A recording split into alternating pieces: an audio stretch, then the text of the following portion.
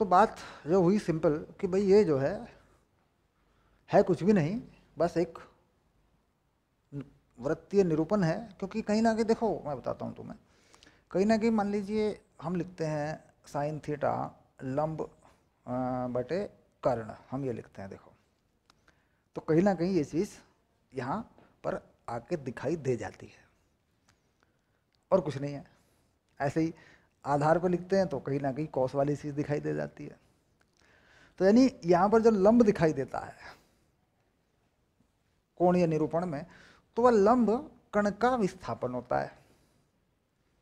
ठीक, लेकिन इसका मतलब ये नहीं है, मैं फिर कह दूं कि यहाँ कण है, कण नहीं है यहाँ पे, कण से कोई मतलब नहीं है इसका। ये तो बस एक गणितीय निरूपण है, एक गणितीय आंकड़ा जिसे हम कह सकते हैं कि आंकड़ों को करके दिखाओ, उसमें जो आंकड़े चल रहे हैं, उसमें जो गणितीय गणनाएं चल रही हैं उनको करके दिखाओ।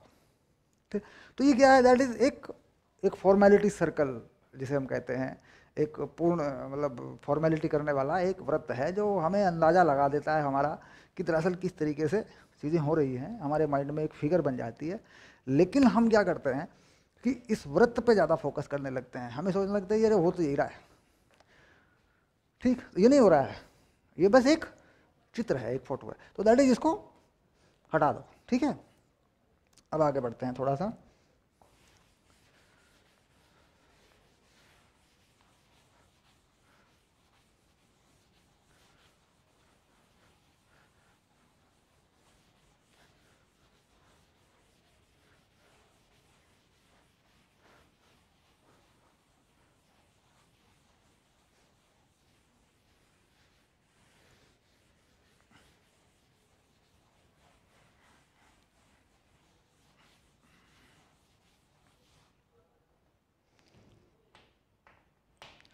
अब हमने विस्थापन के बारे में जाना, अब हम जाते हैं जो है वेग के बारे में। ये कण का वेग कैसा है, किस तरीके से ये चलेगा।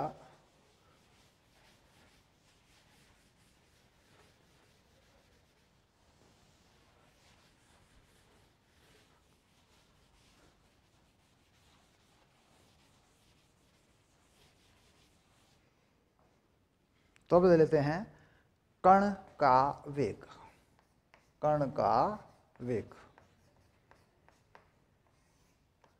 ठीक, अब देखो वेग जब तक नहीं पता लगेगा जब तक विस्थापन का पता ना हो। तो विस्थापन में अब देखो मैं कुछ चीजें तुम्हें लिख के दूंगा।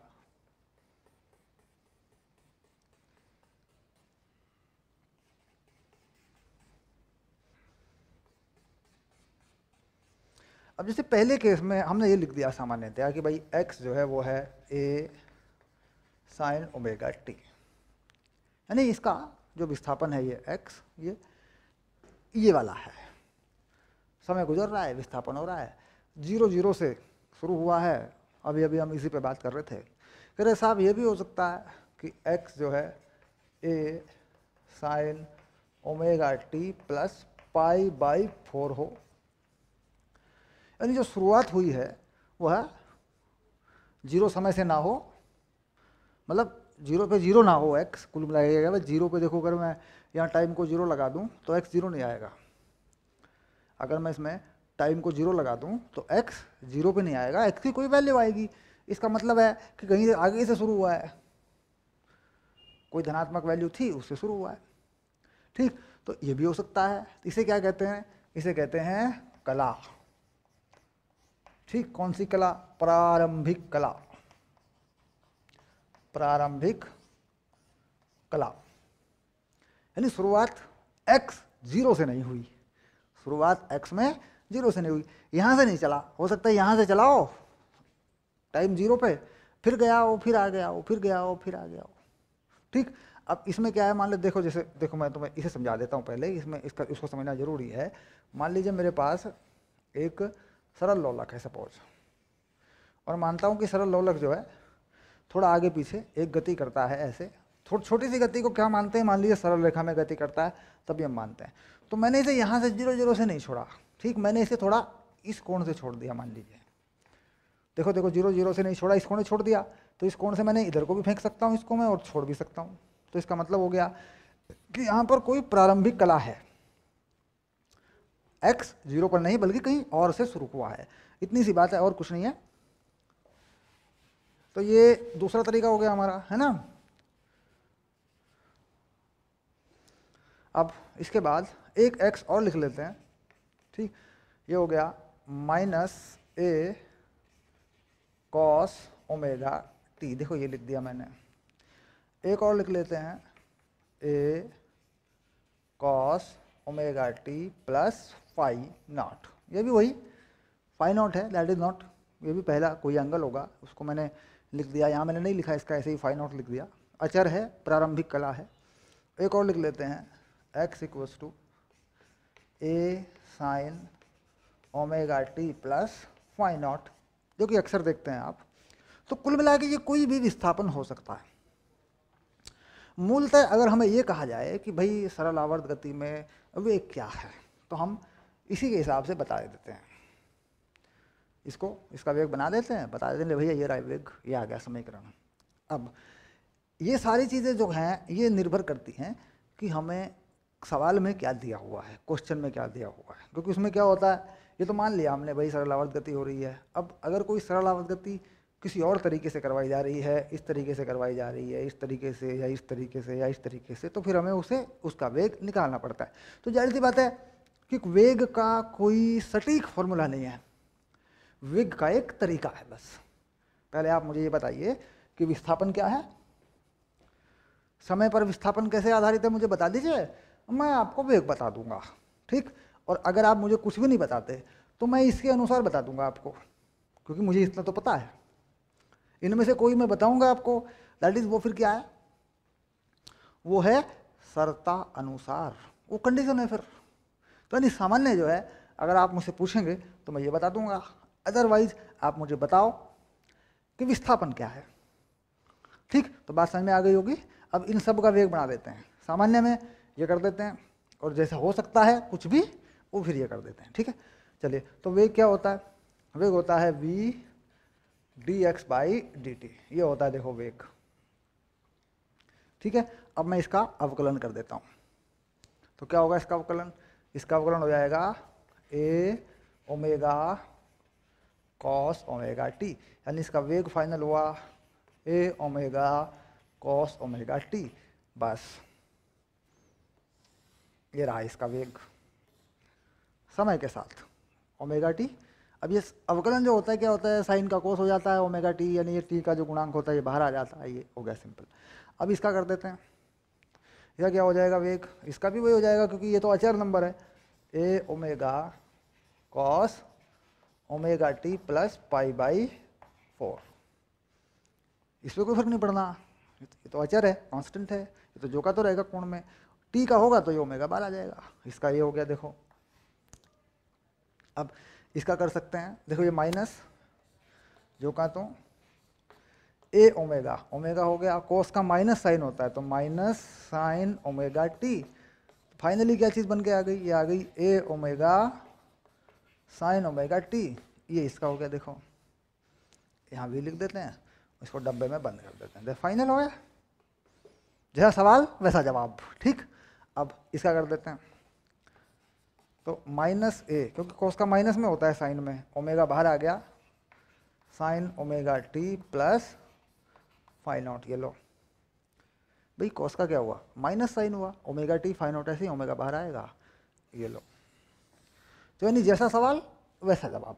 इसके बाद इसका कर देते हैं ए ओमेगा, तुम्हें खुद अंदाजा हो गया होगा इसका क्या होने वाला है, cos omega t plus phi not, ये रहा। और कुछ भी जो भी हो, जिस तरह का भी हो उसी तरीके से निकाल सकते हैं, ठीक। अब लास्ट पॉइंट कह रहे साहब एक्स जो है ये है,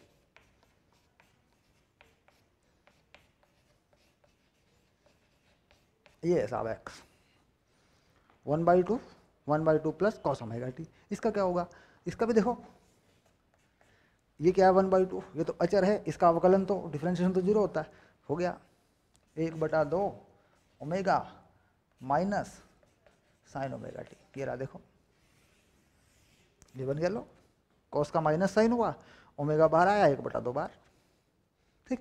तो दैट इज, अगर इसमें कोई वैल्यू रख दो, अगर इसमें कोई वैल्यू रख दूँ तो, अब वैल्यू रख के करूँगा, देखो कुछ नहीं है ये, मतलब बड़ी सिंपल सिंपल सी चीज़ें हैं। तुम लोग इसको ना, फिजिक्स को, मैथ को तुम लोग जानबूझ के बना रहे हो महाभारत की लड़ाई, इसको में कुछ भी नहीं है, सिंपल चलता है ये। x equal to 3 sine 20t plus π/3, तो साफ दिख रहा है। ओमेगा की वैल्यू कितनी है, वो 20 है। ए की वैल्यू कितनी है, वो 3 है। फाई नॉट की वैल्यू कितनी है, π/3 है। साफ दिख रहा, बिल्कुल साफ दिख रहा है इसमें। ठीक है, क्या क्या ये क्या है बताओ, ये आयाम है, ये क्या है, ये कोणीय चाल या कोणीय आवृत्ति कह देते हैं इसको। ये क्या है, ये प्रारंभिक कला है, एट इसका वेग बनाना है ना, तो बना लो। क्या होगा वेग, 3 जो कहता हूँ साइन का कॉस, और अंदर सब कुछ जो कहता हूँ, ठीक, ओमेगा गुणा में लो, वेग आ गया 60 कॉस 20t प्लस π/3। हालांकि इस वेग का मात्रक क्या होगा, इसकी यूनिट क्या होगी, ये तो बात की बात है भाई, मीटर में है, सेंटीमीटर में है, क्या है, वो तो सवाल करेंगे, देखेंगे, लगा लेंगे, कोई बड़ी चीज़ नहीं है, सिंपल हो गया। अब इसके बाद भी बात एकदम फिट बैठ गई होगी दिमाग में, इसमें कोई ऐसा झंझट नहीं है। अब वापस आते हैं थोड़ा सा,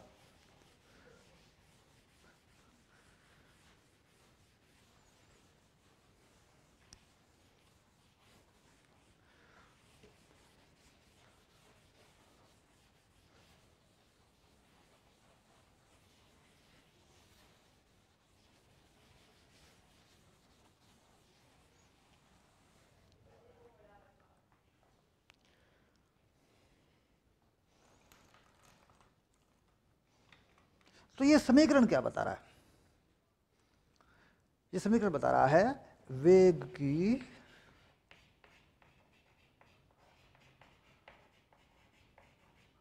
समय पर निर्भरता। पक्का, ये समय पर है, देखो समय है इसमें। अब इसे बदल सकते हैं, वेग की विस्थापन पर निर्भरता।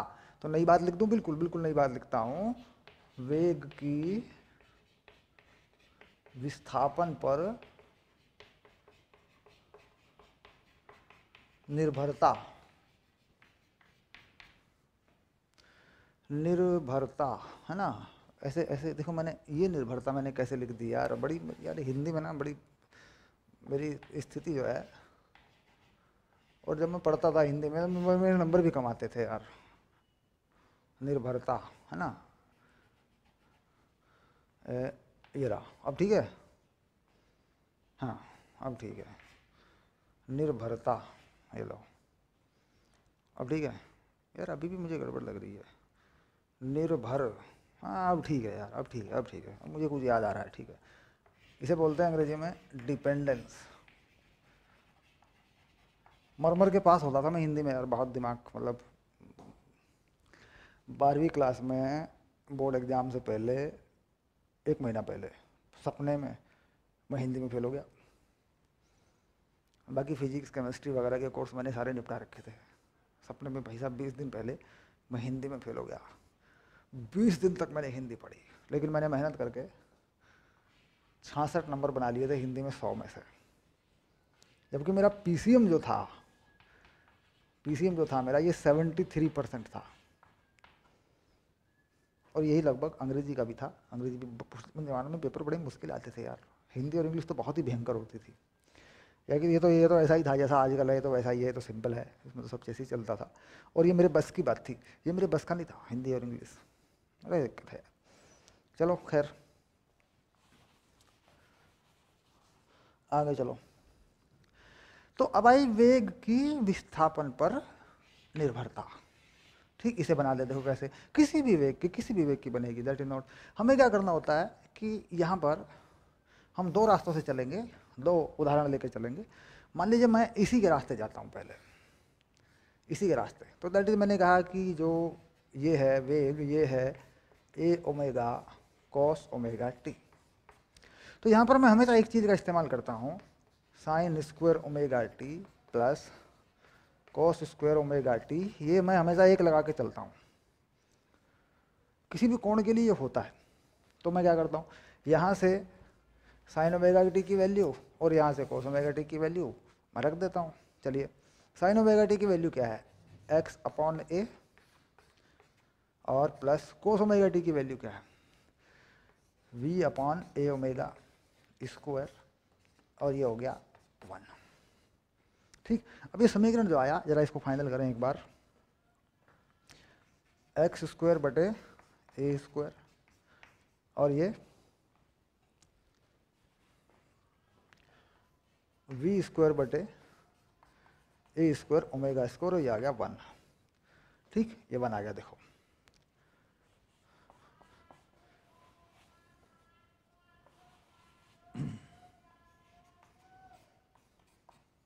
ऐसे लिख देता हूँ, ए ओमेगा स्क्वायर है ना, इसको 1 कर देता हूँ ऐसे। तो यहाँ पर देखो x और v, यानी v की x पर निर्भरता, अगर v की देखें x पर निर्भरता, तो क्या करते हैं, इसको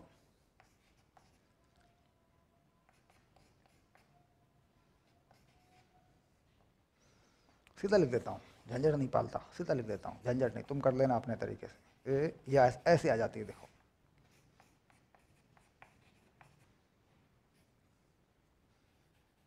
ये आ जाएगा। देखो क्यों, क्योंकि ये 1 की तरफ जाएगा x, एलसीएम एलसीएम होंगे, सेटिंग वेटिंग होगी, ये बन जाएगा ऐसे। ठीक, तो ये क्या है,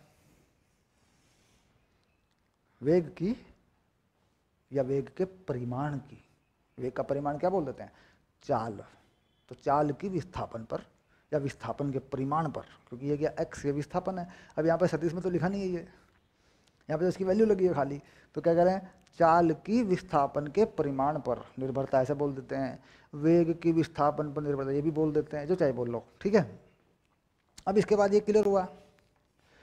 अब इसका ग्राफ बन सकता है, देखो, और इसका भी ग्राफ बन सकता है। तो हमें फोकस रहा कि साहब इसका ग्राफ और इसका ग्राफ हमें बनाना है। ठीक, अब दोनों का ग्राफ बनाएंगे, तो क्या करते हैं, इसको रखे रहते हैं। ठीक, इधर इसको रखे रहते हैं और इसे हटा लेते हैं यहाँ से।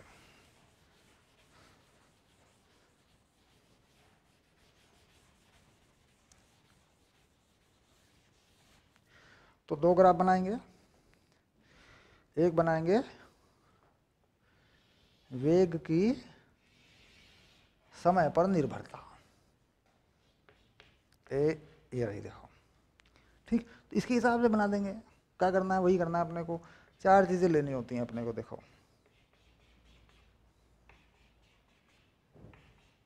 ऐसे। ठीक, पहला ये क्या लेंगे, pi by 2 omega, 2 pi by 2 omega, पूरा एक सर्कल लेते हैं, 2 पाई का पूरा कोण ले लेते हैं। ठीक है, और ये 3 पाई बाई 2 ओमेगा, और ये 4 पाई बाई 2 ओमेगा। ठीक, तो ये पाई बाई 2 हो गया, ये पाई हो गया, ये 3 पाई बाई 2 हो गया, ये 2 पाई हो गया। ठीक, अब जब हम देखते हैं समय 0 है, तो cos 0 का मान क्या होता है, अधिकतम होता है। cos 0 का मान अधिकतम होता है, तो इसका मतलब अधिकतम वेग क्या होगा, ए ओमेगा। तो वेग का अधिकतम मान क्या प्राप्त हुआ, इसको याद करेंगे, ये बहुत जगह पूछा जाता है। ये हो गया ए ओमेगा। ठीक, कहाँ है, 0 पर है, समय 0 पर है, या इसके बाद फिर यहाँ 2 पाई पर है, या फिर बीच में नीचे की तरफ है, ऋणात्मक दिशा में, उल्टी दिशा में भी है। 3 जगह ये आता है। अब देखो कैसे, वेग का अधिकतम मान ये मान लेते हैं यहाँ पे, और यहाँ यूँ चला कर यूँ पहुँचा देते हैं यहाँ पे। ठीक, तो इसको ऐसे और ऐसे और ऐसे, देखो ये बन गया। ठीक, तो ये वेग का जो अधिकतम मान है यहाँ दिखाई देता है, ये जहाँ पे आयाम दिखा करता है, अधिकतम मान ए ओमेगा। ठीक, प्लस में ऊपर, माइनस में नीचे, तो कुल मिला के ये बन गया वेग और समय का निरूपण। ये देखो, ये रहा।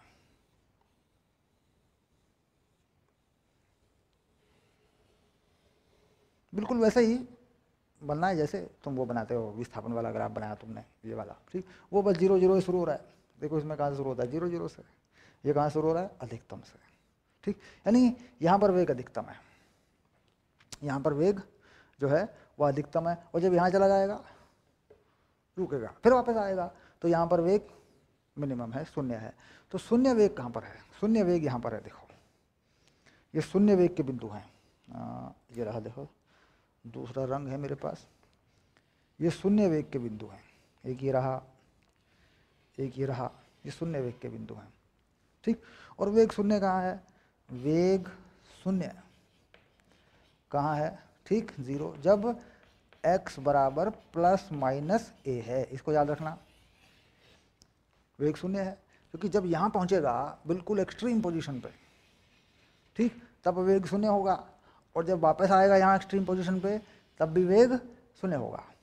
जब यहाँ चल रहा होगा, चाहे इधर जाए चाहे इधर जाए, माध्य स्थिति में, तब वेग अधिकतम होगा। कोई पेंडुलम चल रहा होता है जैसे, तो जब माध्य स्थिति में होता है तेज चल रहा होता है, लेकिन जब वो ऊपर जाता है तो शून्य होता है, एक बार फिर वापस आ जाता है। सिंपल। अब इसकी जो निर्भरता है, अब इस ग्राफ को बनाते हैं, ठीक, जो बन गया इस ग्राफ को बना देते हैं, ये वाले को यहाँ बना दूंगा। देखो दैट इज नॉट कि इसमें कोई ज़्यादा झंझट नहीं है। तो इसमें x लेना है मुझे, इधर ले लेता हूँ, इधर ले लेता हूँ मैं यहाँ तक, ये ले लेता हूँ मैं प्लस में a,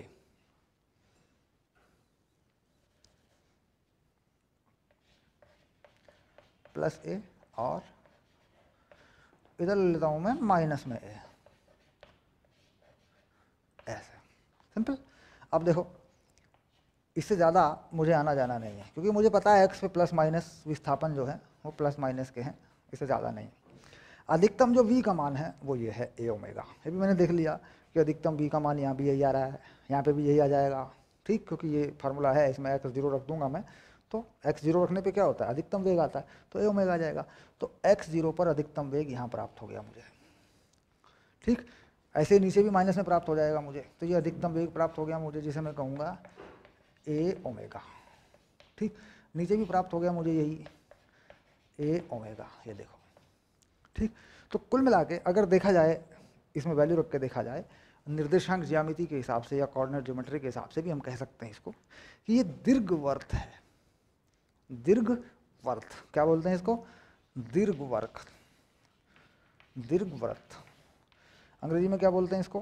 अंग्रेजी में बोलते हैं इलिप्स, ठीक।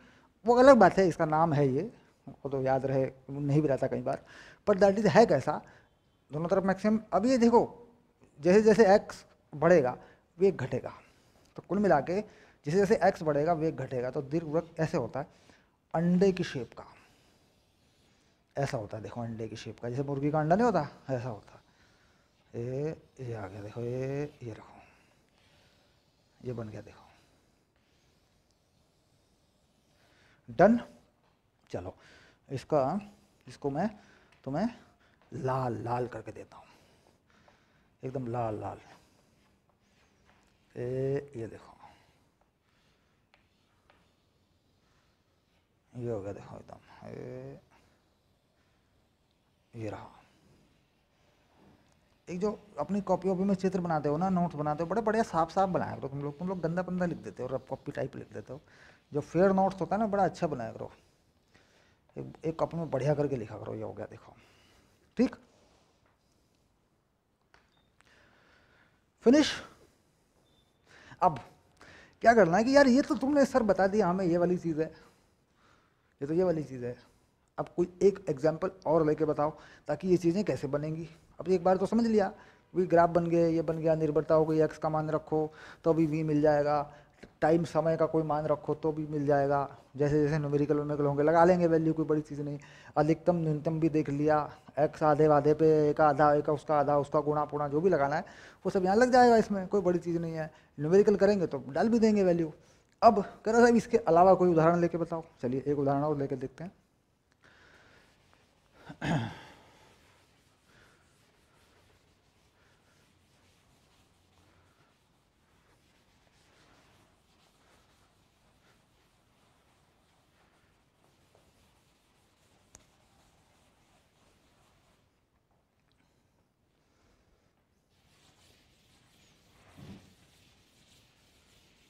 अब इसकी फिनिशिंग भी कर देता हूँ ना, ब्लैक फिनिशिंग, ये देखो ये कर दिया मैंने, ओके, ये आ गया।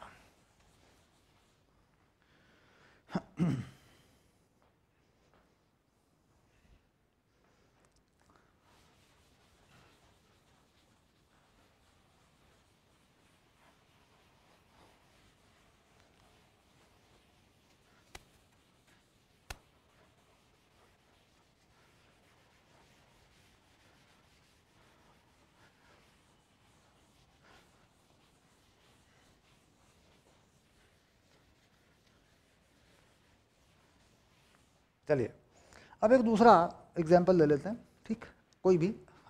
मान लीजिए साहब एक्स जो ये कह रहे हैं साहब ए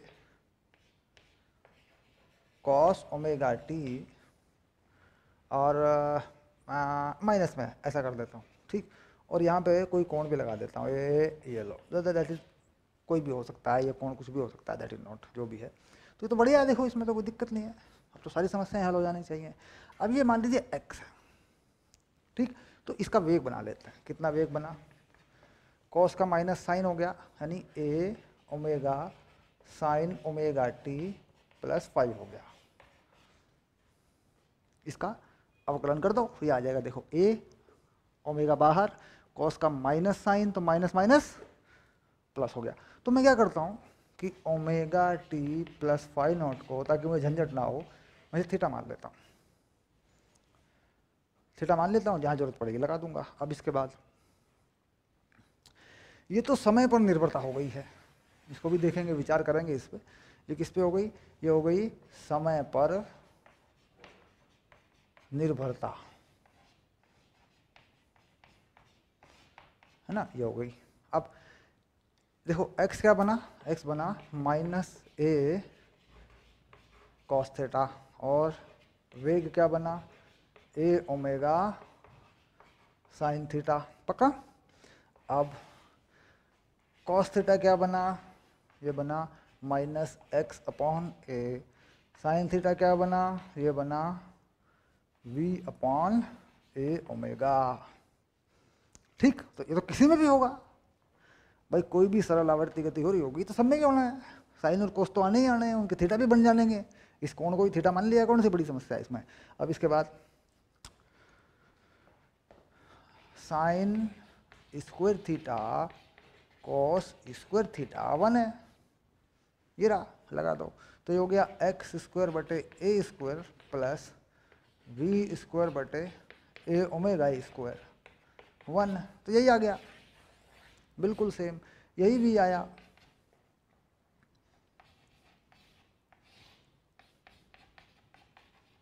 सेम बिल्कुल पहले की तरह। यानी सरल आवर्ती गति में जो x पर निर्भरता है वो वही है, उसमें कोई परिवर्तन नहीं हुआ, लेकिन समय पर निर्भरता बदल गई। देखिए समय में तो बदल गई सारी चीज़ें, कुछ का कुछ हो गया यहाँ पे तो, लेकिन यहाँ पे तो कुछ भी नहीं हुआ। यहाँ पे यानी विस्थापन पर निर्भरता में कोई फर्क नहीं पड़ता सरल आवर्ती गति में। उसका यही फार्मूला सर्वमान्य है, सर्वमान्य, सब जगह लग जाएगा ये, x डालो निकालो, x डालो निकालो। लेकिन समय पर निर्भरता बदली है, देखो समय में ये चीज़ बदल गई है। अब इसे ग्राफ पे, आरेख पे दिखा देते हैं। तो इसका तो चूंकि हम ग्राफ बना ही चुके हैं, इसमें तो कोई ग्राफ बनाने की जरूरत नहीं, वही बनेगा पहले वाला ही, इसका बना देते हैं।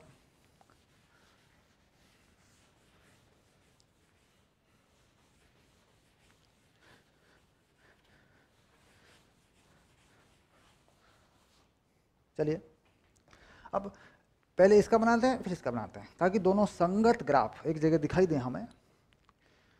तो यहाँ एक लाइन खींच लेता हूँ ऐसे, इस लाइन पे यहाँ बना दूंगा x, और इसी लाइन पे यहाँ बना दूंगा वेग, यहाँ बना दूंगा वेग, देखो ये यहाँ बना दूंगा ऐसे, और यहाँ x बना दूंगा फाइनल। अब x बनाता हूँ पहले, देखो इस पे जरा ध्यान दें, मामला क्या है ये, ठीक। अब इसका x बनाने की बात आई, जब इसका ग्राफ बनाने की बात है, तो हम t में कुछ वैल्यू रखते हैं।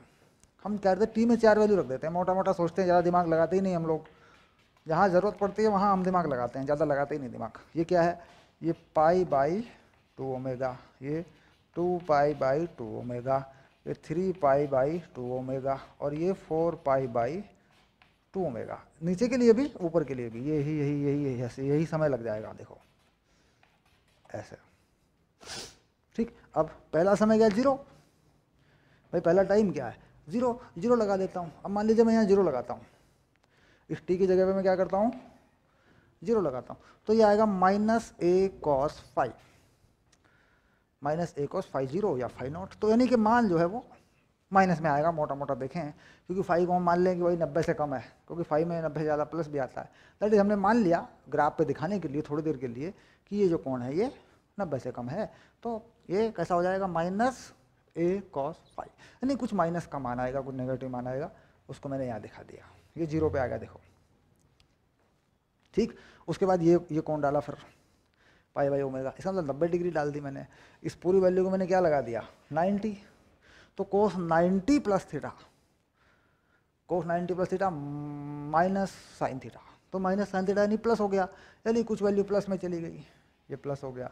ठीक, फिर ये डाल दिया 180, तो cos 180 plus theta minus cos theta, यानी कोस में ही चली गई वैल्यू और प्लस में चली गई, तो कुल मिला के ये कुछ इस तरीके से cos 180 plus theta minus cos theta plus cos theta, तो कॉस थीटा की वैल्यू चली गई, ये हो गया लो।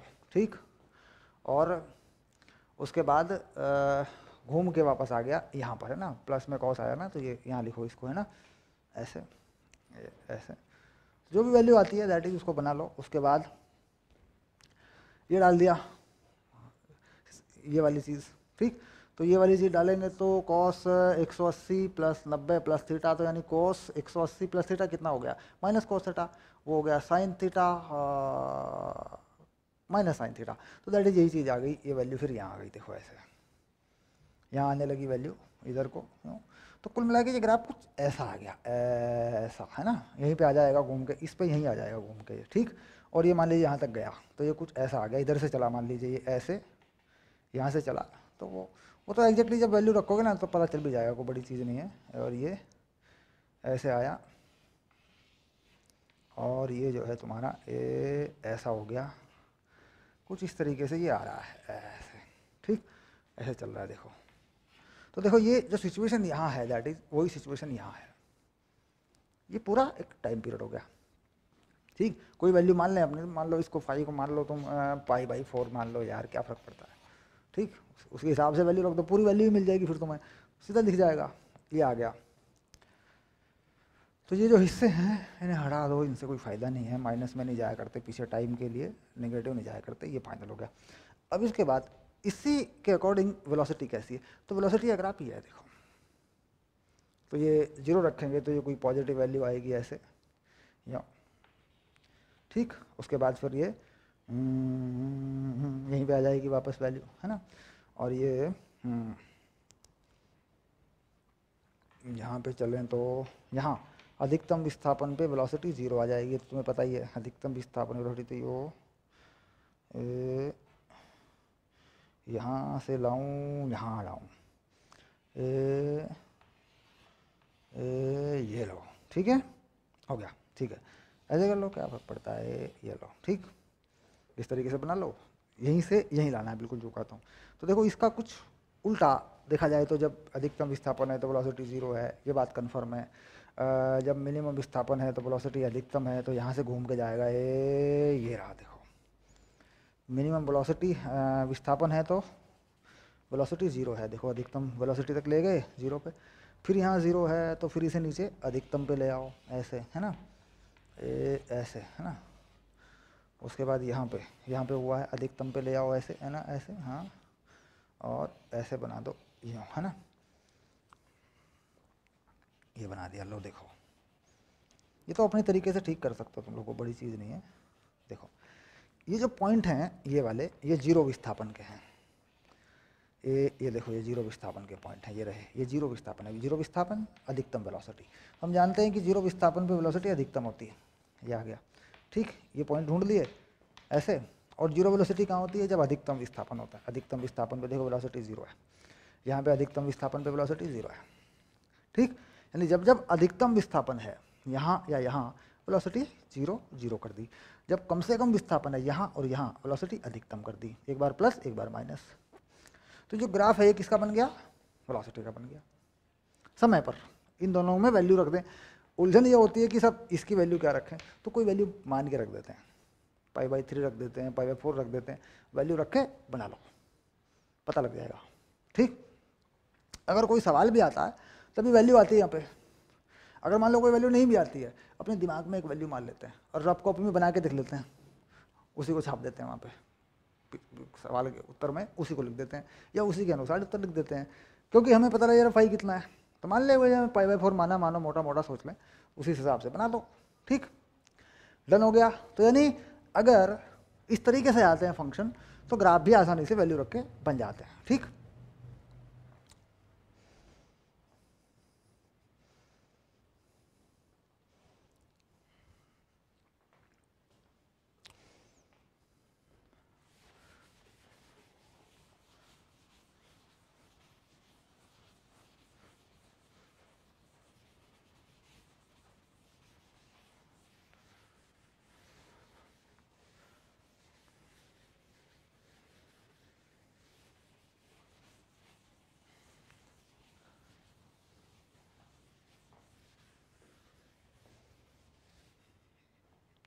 चलिए एक उदाहरण दे करके सारी बातें हम क्लियर कर लेते हैं। एक उदाहरण ले लेते हैं, एक एग्जाम्पल बना लेते हैं।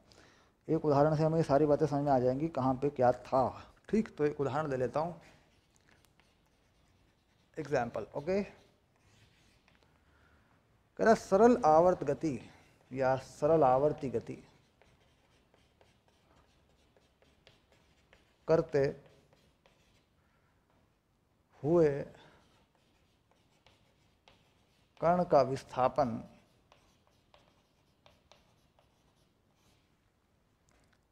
x बराबर 1/2 माइनस 1/2 cos 10t प्लस π/3 है, जहाँ x मीटर में और t सेकंड में है। ठीक, पहला सवाल, कण की माध्य स्थिति कहाँ है, यह है पहला सवाल। कण का आयाम, कोणीय आवृत्ति क्या है। तीसरा सवाल, कण की अधिकतम चाल क्या है। x बराबर a/2 पर कण की चाल कितनी है। मतलब ये कुछ सवाल हैं जो आपको ज़्यादातर चीज़ों को क्लियर करा देंगे। ये इसका बेसिक सा एक उदाहरण है जिसमें सारी चीज़ें क्लियर हो जाएंगी एक एक करके। ठीक है, ओके, इसे लिख रहने दो अभी, क्योंकि वीडियो लेक्चर का टाइम हमारा हो रहा है 45-40 मिनट का है। बस मैं गया और आया अगली। ठीक है।